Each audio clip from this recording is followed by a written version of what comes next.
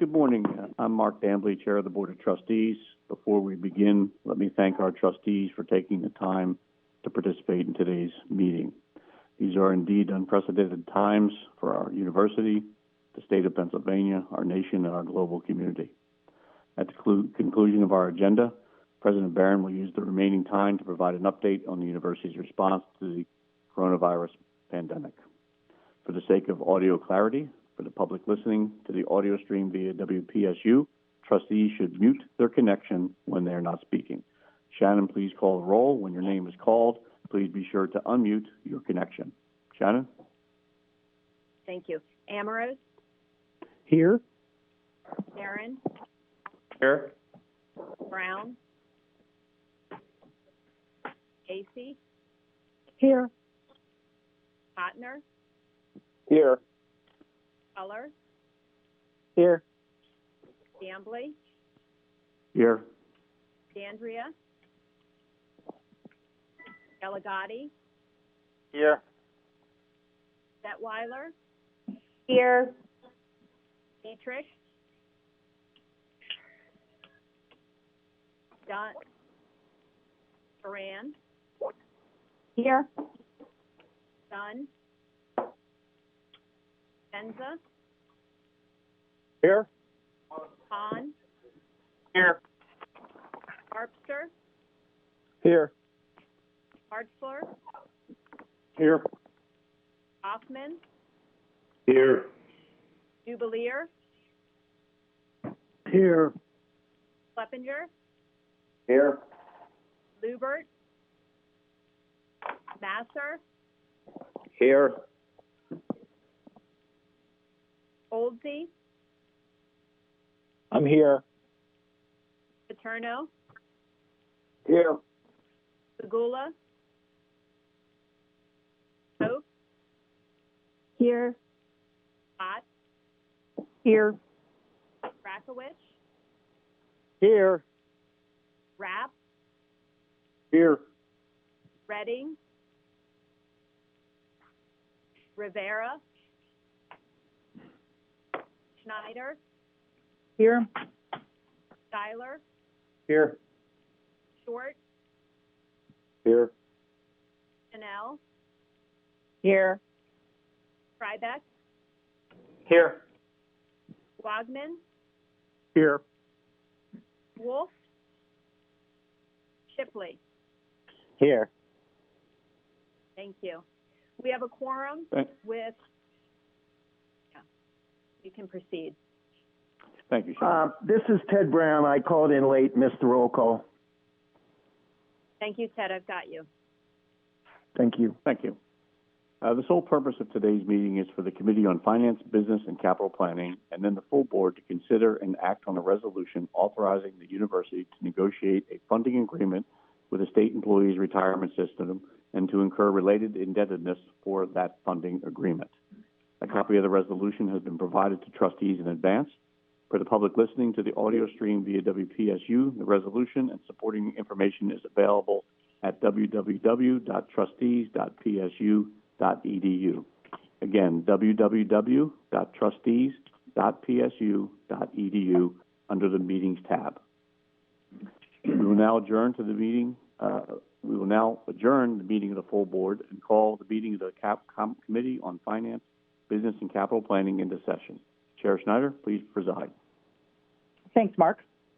I note that a quorum of the committee is present on the call. The only agenda item for consideration is the resolution recommending that the board authorize the university to negotiate a funding agreement with the state employees retirement system and to incur related indebtedness for that funding agreement. At this time, I would like to call on David Gray to provide the background and context. David?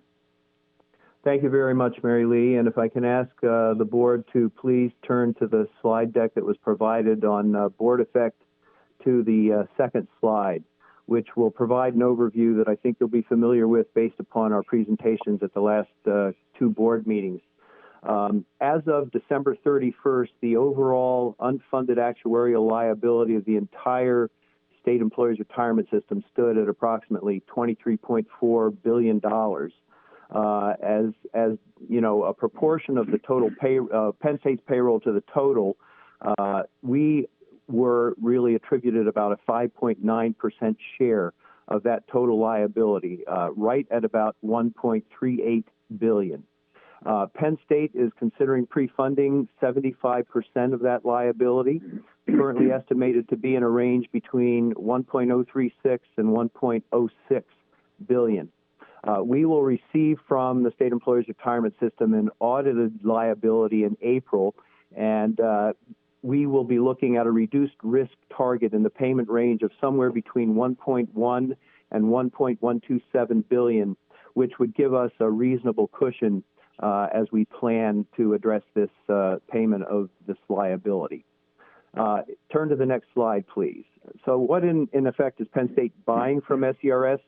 What we're really purchasing is a 30-year schedule of credits that would offset Penn State's contribution requirement in a range between 75 and 100%. It would be, predetermined by us, but to meet the statutory requirements, it can be no less than 75% of our unfunded actuarial liability calculation.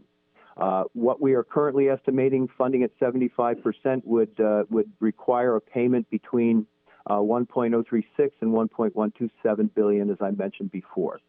At the end of the 30-year period, and we're matching basically a 30-year set-off schedule of credits with 30-year debt that we would plan to issue, there would be no further set-off required, no further payments on the debt that Penn State would owe at that stage.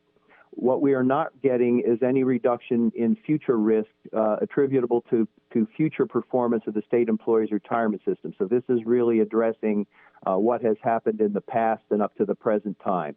Actuarial gains and losses and investment performance as we move into the future would still be shared among all employers, including the university. What we would expect is a reduction in our total pension contributions by basically substituting interest payments based upon a long-term interest rate projection of 3.25% versus a liability valued at 7.125%. So it's really, this is a play between the gap of the 3.25% interest rate we would expect to pay on a 30-year bond and a table of credits that would be valued at 7.125%. We've asked our actuary, Aon, to take a look very carefully at this entire arrangement, and they have estimated present value savings to the university of $435 million using a discount rate of 3.25% against a $1.06 billion loan. So appreciable financial benefit to be realized by the university through this arrangement. If you turn to the next slide, as mentioned, what we're getting, it would be pre-funding that would secure a 30-year schedule of applicable credits. Expected debt service for a 30-year bond at 3.25% would amount to $55.9 billion at the $1.06 billion level, up to a high of $59.4 on $1.127 billion of bonds issued. So again, in that roughly $56 to $59 million range of annual debt service that we would expect to incur. Estimated available funding from the long-term investment pool from a quasi-endowment that can be repurposed to actually help with the debt service payments would yield annually about $55.6 million. So it would cover the vast majority of the anticipated debt service. What we would be looking at as a result of applying that endowment income, that spending rate from the endowment, would be total budget savings of $57.3 million annually, starting in fiscal year 21, with the education and general budget being the beneficiary of the lion's share of that at $39 million. If you can turn to the next slide, please, slide number 5. This depicts the situation graphically.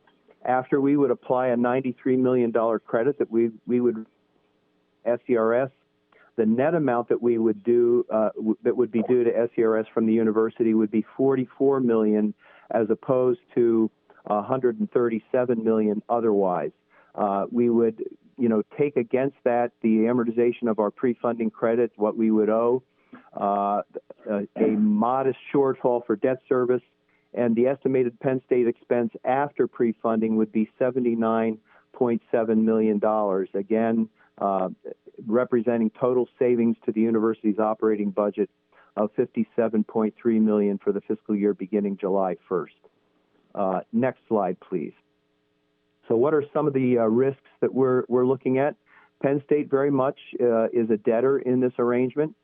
We take on a little bit more than $1 billion in liability. We make a special contribution to SCRS, and obviously that has an impact on the university's overall debt capacity. This is something we've socialized with both credit rating agencies, Moody's and Standard & Poor's. We will do more of that in the near future, but they understand the incredible and very positive budgetary value that this arrangement would have to the university. Penn State would be a securities holder of a contract with SCRS, and we would be susceptible to adverse legislative and potential legal actions, but we regard that risk as minimal. We are a participating employer in SCRS. I want to make very clear that nothing about this arrangement withdraws the university from its future participation in the state employees retirement system. Our net contribution obviously will be smaller, but will continue to be highly variable based upon the future performance of the SCRS retirement investments and other operating experience of the fund. There's a slight risk that the SCRS contribution could fall below the set-offs, our schedule of credits, but that risk is so slight that it's really not much worth discussion. SCRS risk is that they are a debtor to Penn State. This is really a reciprocal relationship between the university and SCRS, but we have the sustainability of a guaranteed 7.125% table of payments. And obviously, SCRS will continue to experience risk as a pension plan with market timing of the special contribution that they'll receive from the university. But obviously, with the tremendous downdraft that the stock market in particular has been experiencing as a result of the pandemic, actually our contribution through this payment would carry even greater value for the retirement system because they would be buying at significantly lower prices. If you turn to slide 7, the pre-funding strategy and what our next steps are, in April, we will be working with Barclays Investment Bank to secure a short-term loan that will cover the pre-funding payment before we would issue taxable bonds. Also, I might add that based upon the resolution that's in front of you, we are required to come back to the Board of Trustees and seek final approval of the pre-funding agreement with you. So we'll have a chance to really take a careful look at how market conditions change. Obviously, there's a lot of volatility in the marketplace right now, and we believe that checking back in and requiring another layer of approval by the board in April is appropriate. Also in April, the SCRS board will be required to approve the final pre-funding agreement and the amount of the pre-funding payment that would be coming to them from Penn State. We are due under the legislation to pay the final pre-funding amount to the retirement system not later than May 1st, and we would expect to do it a day or two ahead of that. And then in June, we would actually plan to issue the taxable bonds in the first half of the month and pay back the short-term loan from Barclays. So that's the game plan as we go forward. And the resolution, an extract of it is contained on slides 8 and 9, and the full text of the resolution is in your board effect materials. So, Mary Lee, back to you, and I'm happy to answer any questions. All right. Thank you, David. I know everyone on the call has had a chance to see this information at least once before. On Monday and Tuesday of this week, we had a preview call, but there may be other questions. We all know that things seem to change by the hour, if not daily. So anyone from the Board of Trustees have any questions for David? I'm sure I know what to ask. And if you don't, please mute your phone. All right, hearing no questions, I'll ask for a motion by a member of the committee to recommend the resolution to the full board for consideration and action. Please identify yourself first when making the motion. This is Barb, so Barb. moved. I have a second. Second, Alex Hartzler. Terrific, thank you. So Barb, you moved, Alex, you seconded, just for record-keeping purposes. Terrific. Given the conference call format of this meeting, I'll ask Shannon to take a roll call vote of the committee members only. When your name is called, if in favor, signify by saying aye, and if opposed, by saying nay. When called upon, please be sure to unmute your connection before providing your vote. Shannon? Thank you. Amorose, Aye. Dambly, Aye. Detweiler, Aye. Dietrich, Duran, Aye. Penza, Aye. Harpster, Aye. Hartzler, Aye. Schneider, Aye. Short. Aye. Thank you all. The motion carries unanimously. There being no further business, the meeting of the Committee on Finance, Business, and Capital Planning is now adjourned. Thank you. Back to you, Mark.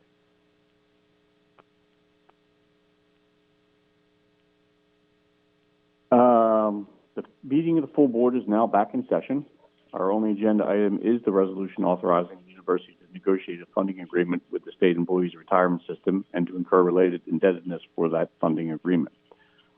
The proposed resolution has been provided to everyone in advance, so unless there is an objection, I will ask for a motion to adopt the resolution.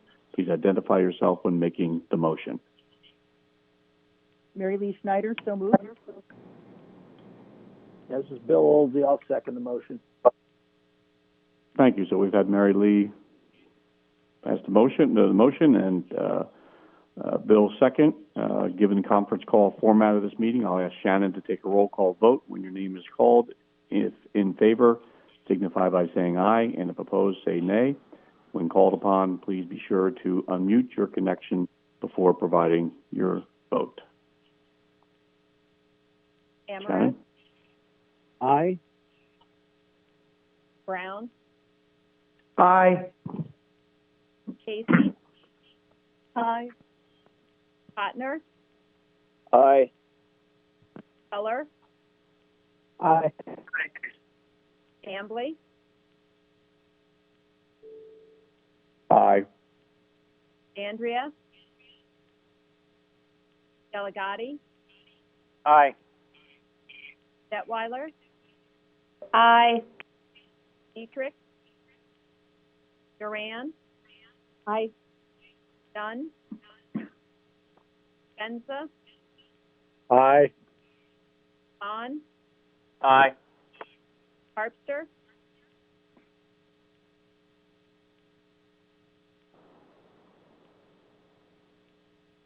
Hartzler, Aye. Hoffman, Aye. Jubileer, Aye. Kleppinger, Aye. Lubert, Masser, Aye.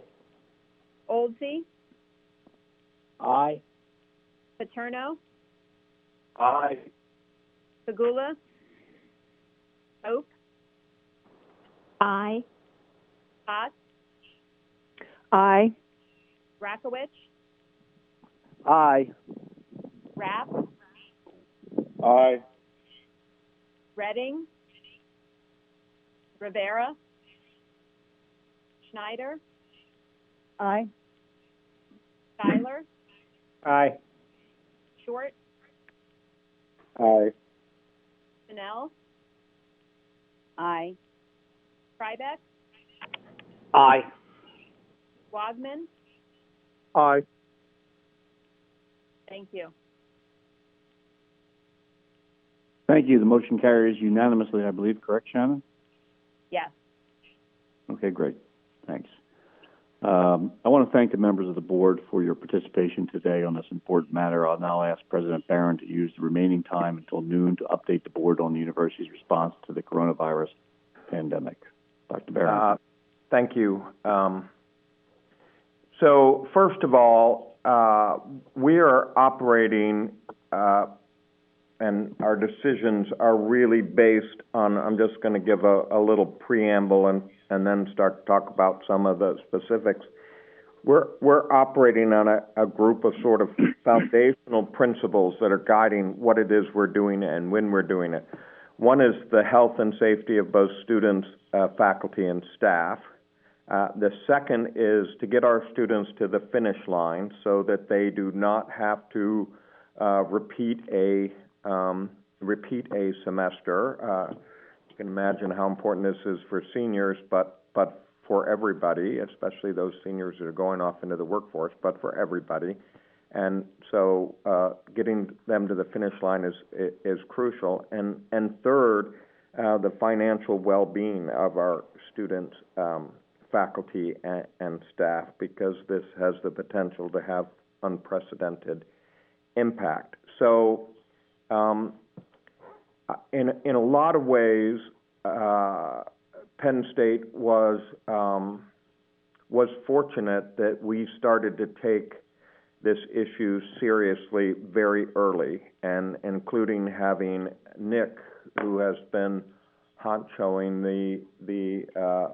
Nick Jones honchoing the activities within the university, set up about a dozen task forces to consider everything that really might be affected from the short term to the long term, with two co-chairs, and then having that group, the chairs, all come together at 7:30 in the morning, Monday, Wednesday, and Friday, and many meetings in between, and an executive group that also was meeting frequently for decisions that had to be made at a very high level. I would say that probably the wisest thing that was done in this particular process was to begin to examine our readiness to go remote immediately, with people like Renata Engel and Yvonne Gadelius taking the lead for that particular group, and deciding in the middle of spring break not to bring the students back. You can imagine that, just 2 days after spring break ended, the governor basically said all non-essential businesses should close, and higher education was viewed as non-essential, even though our functionality in a lot of spaces couldn't literally close.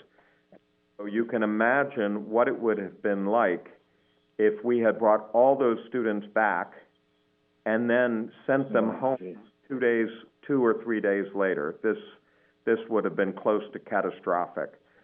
So if we avoided a lot of different issues, including the fact that there are still no cases in Center County. And so this was a tremendous amount of effort, but a success story. We do actually have 2 students that traveled abroad that are positive. We don't know of any others yet.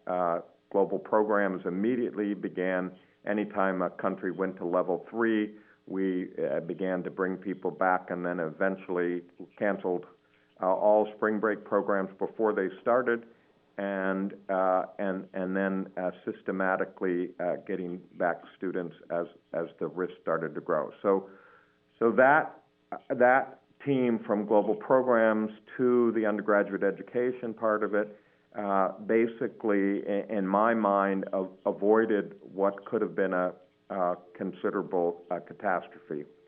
So now the second question is, and they'd be planning these things ahead of time, a week ahead of time, 3 weeks ahead of time. We were, in many cases, ready to act ahead of the curve.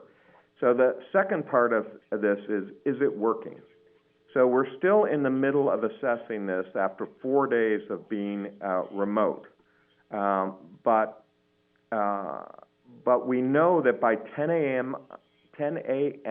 on Monday, we had 63,000 students that were remotely accessing their classrooms in close to 400 courses.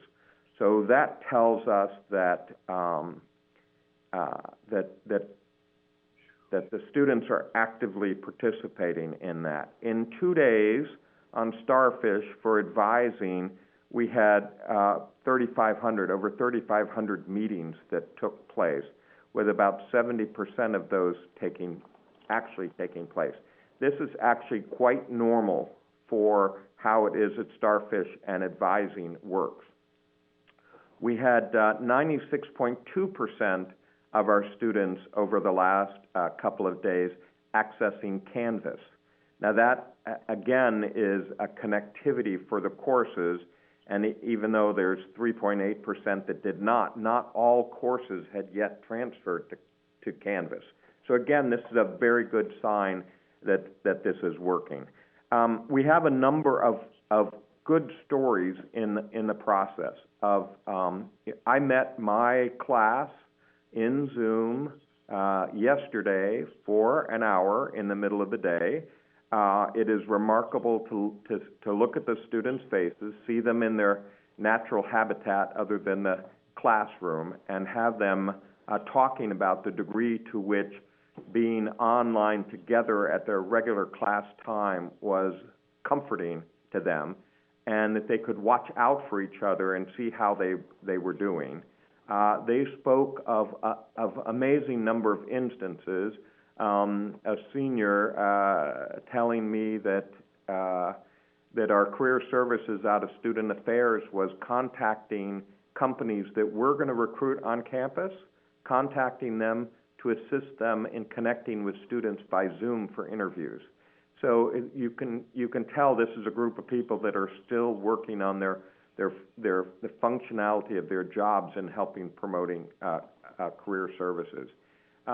We've had a lot of concerns about things like chemistry labs.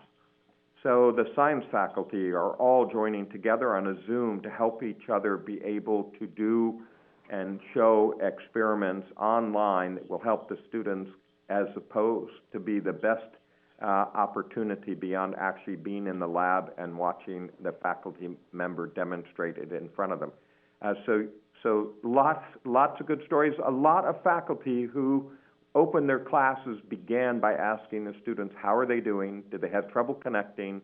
Was there any issue?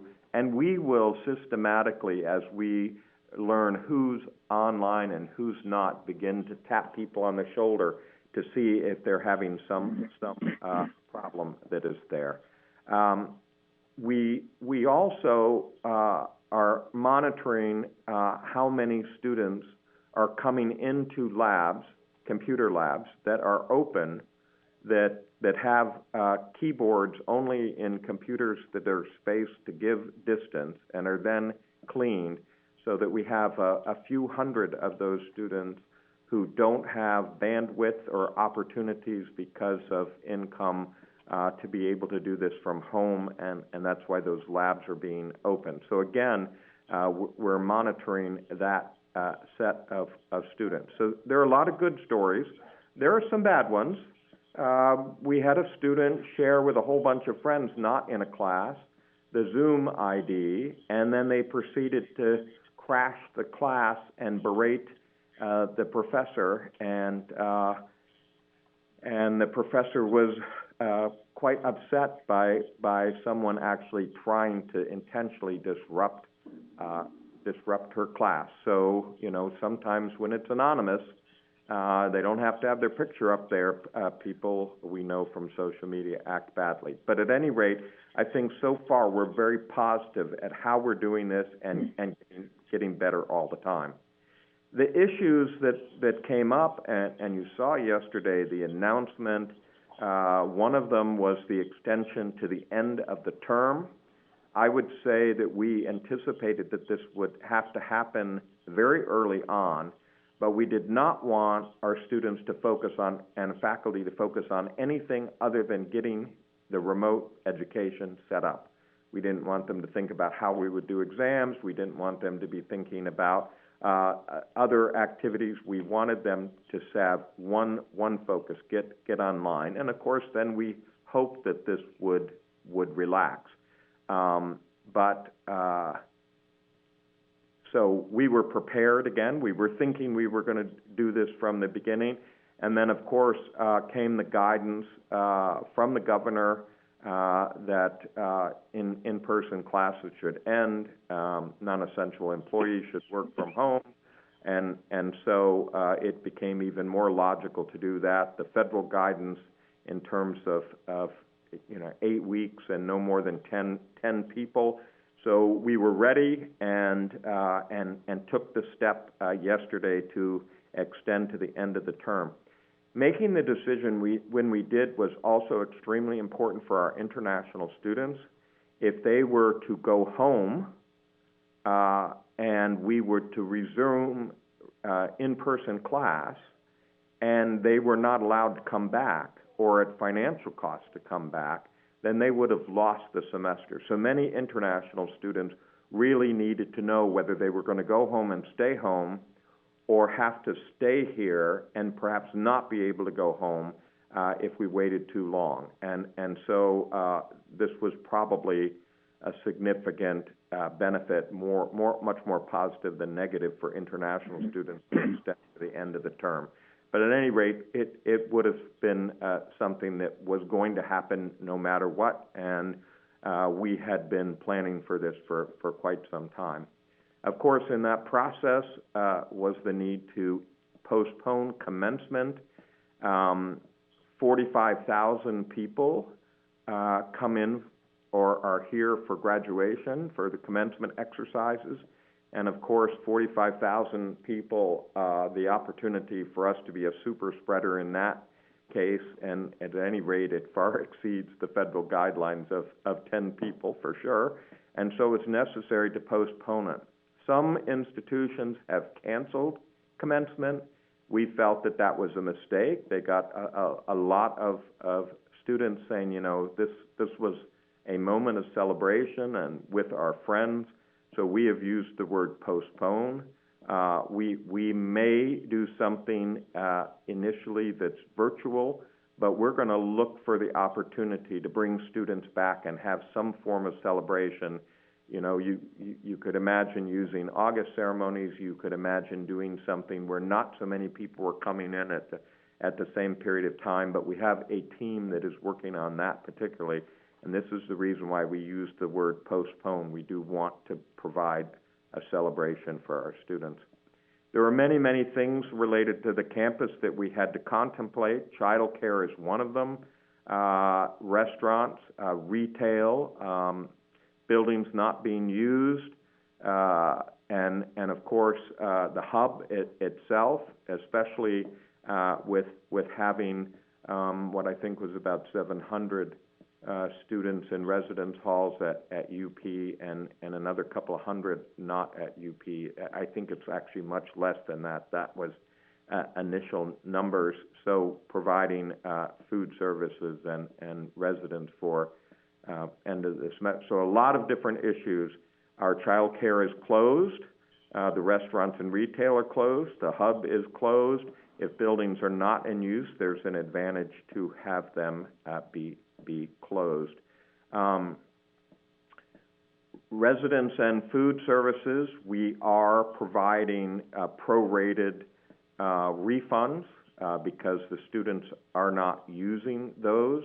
We're still working on the estimates, but we believe this will be about a $40 million hit to auxiliaries. It is a significant amount of money there to go to the end of the semester.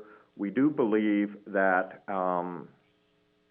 that with the announcement that the term will end, we will see many students, some of them international, head for home because they know that they're not at risk to all of a sudden lose the semester if we were to go back to in person. So we expect that to go down, and we're going to, contemplate how it is we might manage or consider very small numbers within residence halls in order to be able to functionally handle those particular issues. We have a number of issues that we're watching very closely and working with the feds and the state and FIA and accreditors to make sure that we don't have issues. We have a number of students that have state FIA awards, and if that is online, the award is smaller. If it is remote and synchronous, which is the way we're operating for the classrooms, we expect people to meet their classrooms at regular times. Then if it were asynchronous and online, you would pay a reduced amount. This would cost our students multiple millions of dollars, but we're working to get more flexibility there. We have students that have required clinicals. Nursing is an example, teacher certification, all of these things, some of the accreditation requirements, all of these things are things that we're working on. Work study is another one with both state and federal rules, and of course some of our students are desperate for that income to keep paying their tuition. So we're looking at those issues as well and working to get flexibility there. There will be a lot of questions about a tuition refund, but our position on that is not to refund the tuition. There are a number of reasons for that. We have the same faculty meeting the classes at the same time, working hard to deliver an education and get people to the finish line where their credits count for the semester or they are able to graduate. And believe it or not, or maybe it's not hard for you to believe this, the cost of doing this is actually higher. So we'll give you, I can give you a couple of examples. So Zoom will be a cost. They have told us that they will not gouge, but you can imagine all this remote effort and what that means in terms of it. And we have to have a private company help us proctor exams. We don't have that capability with everybody everywhere, and so we're negotiating that cost, and it is significant. So there are lots of different costs associated with this that are extra, whereas there's very little that we're saving because the employees are there. We are so far operating under the notion that we have to keep people financially whole because for lots of reasons, because they are our valued employees.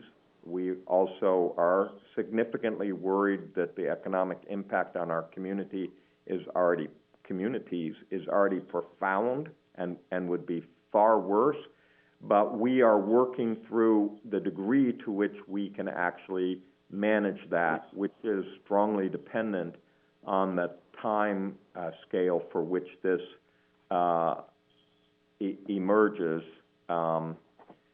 And finally, we're working on really a tremendous amount of effort in the communication arena, doing our best to get out messages. There's about to be a whole group of FAQs that are set up there that include things like no one can come rushing back to clean out their residence hall rooms, because if they were all to come at once, you have the potential to be a super spreader. But instead, we will pace that, and people will sign up to get it. We will have all the opportunity to sanitize carts going in and out, and we will schedule that. So this is the type of thing that the FAQ, as a matter of fact, the students will not be able to swipe in without having their coming at a particular appointment. So these are the types of things that the FAQs will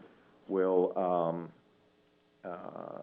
address in order to be helpful in that space. And I think those FAQs actually are about to be released. So tremendous effort on the behalf of communications to do this, and we're going to begin to actually tell some of the powerful stories that frankly make us proud.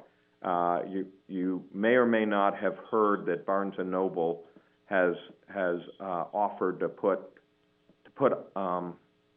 online an enormous number of textbooks to help students who don't have their textbooks or couldn't afford to have their textbooks, to help support our efforts to be remote. So, you know, we think it's time to start talking about the fact that all these faculty get together to share materials to be able to do experiments online, or, you know, the student career specialist who's helping to connect students with recruiters that are seniors that we can no longer do by having the recruiters on campus. So I think it's time to begin to start talking about a lot of these good things and have people have a sense of how much this university is moving forward, even though we have a crisis. And again, and I think I did this once before. I cannot tell you how profoundly proud I am of how the staff stepped up in this process. You know, Nick Jones has spent an enormous amount of hours honchoing all of these people working on different topics. Of course, the whole leadership has been very involved in big decisions. But we have a faculty that, you know, may not have childcare, and they're working at home, and they're working hard to deliver their classes, and they don't want to just deliver their classes. They want to do it at a level where they feel really good about it. Lots of different issues that we're working on along there too. There's faculty senate discussions that we're looking at in terms of the potential for students to ask for pass-fail, because without accounting to their grade point, which a number of schools have done, how it is we're going to do teacher evaluation. So it seems like an endless set of topics that are following, but we're rolling through these systematically and doing the things that are most important first. So, Mark, why don't I stop there and see if there are questions or issues that I might be able to address, and I suspect there are other people on the phone that as well from the university that can step in if I don't know the answer. Let me just say, first and foremost, Eric, one hell of a great job. You showed what leadership really is, and we're very fortunate to have you captain of the ship right now, and thank you for your leadership at this amazing crisis that nobody could have anticipated. I'm proud to be on this board and to have the leadership that you have shown. Well, I would say this is a collective leadership. It's not a you moment. It's a team moment, and it's just a very impressive group. If you were sitting there like I was on a call and hear Renata Engel say, "We can do this. We can go remote, and we can do it by Monday, and it's time to do it," when we knew we were having to do it, you just have a lot of pride in what folks are capable of doing. Yep. But thank you. Yeah. Pretty special. Does anybody else have any other questions of Dr. Barron? I have one. I've had several. Would you please identify yourself? This is Laurie. I'm sorry. Okay. Sorry, Mark. Excellent. I've had several parents that have students that have internships at this time, and are, just questioning whether their students are going to graduate in May, or if they're going to have to make up their internship, get a new internship, how that works. Okay, so in many, many cases, this comes under the purview of particular programs and departments, and that's where they should reach out first to see because in some cases programs require them, in some places programs encourage them, and so they will, every single dean and chancellor understands this issue, and I could easily have put it there on that list along with work study, clinical enterprises, teacher certification. These are the things that are very much disrupted. Undergraduate research is another one, and we're really asking for a level of flexibility in terms of how we manage, say, undergraduate research that is for a thesis, because we don't want a student to feel like they have to come in there and finish in order to graduate. So the first place you should tell them, the first place they should go is directly to their academic program. Okay. Thanks, Eric. All right, thanks, Eric. Appreciate it. And thank you for everything you're doing. The whole team. Great team. Yep. Okay, anybody else have any questions of Dr. Barron before we? This is Brian Keller. President Barron, you mentioned specifically that we weren't currently considering any tuition reimbursements, but I was wondering if there was a different thought on room and board reimbursements for housing that won't be fulfilled as the university will be closing. The housing that we're responsible for, we're going to do a prorated reimbursement. So this is approximately $40 million, I believe, was the last estimate that we would be giving back. If it's not our housing, we cannot. They're not our leases. They're not our discussion. But we're trying to work with people to be helpful in the community, thank you. trying to encourage them to be helpful.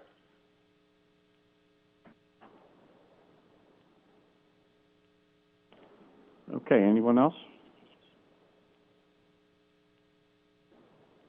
And if they're not, okay, please feel free, if you have questions like the internship, to feed them to Shannon, and we will work to triage them as we go through.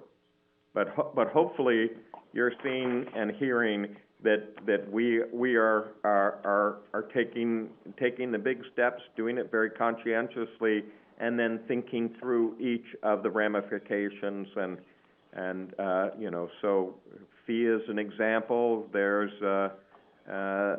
Zach Moore and Mike Steffen, who are in there discussing with them how it is we can do this to give the flexibility so that we don't end up having our students lose several $1 million of financial aid. So we're working through each one of these, but and hopefully you now have a sense of that. But if you do have questions, send them through Shannon, and we will work to triage them. We're not always fast because we're in constant Zoom meetings around here and email. Okay, great.